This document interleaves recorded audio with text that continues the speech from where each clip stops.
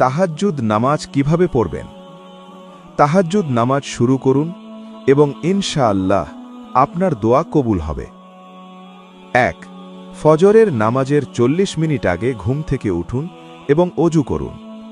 ২. তাহাজ্জুদের নামাজ ১২ রাকাত, তবে আপনি ২, ৪, ৬ বা ৮ রাকাতও পড়তে পারেন, ২ রাকাত করে।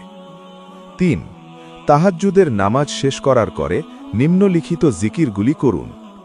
দুরুদ শরীফ ৩ বার, সুবহান আল্লাহ ৩৩ বার, আলহামদুলিল্লাহ ৩৩ বার, লা ইলাহা ইল্লাল্লাহ ৩৩ বার, আল্লাহু আকবার ৩৩ বার, আস্তাগফিরুল্লাহ ১০০ বার, দুরুদ শরীফ ১০০ বার, লা হাওলা ওয়ালা কুওয়াতা ইল্লা বিল্লাহিল আলিয়্যিল আযীম।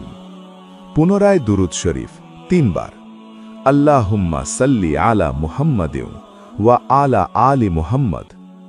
৮. এরপর পূর্ণ মনোযোগ দিয়ে নিচের দোয়াটি পাঠ করুন ১০০ বার বা ৩০ বার।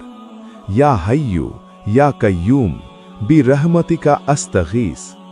তোমার রহমতের দ্বারা আমি সাহায্য চাই।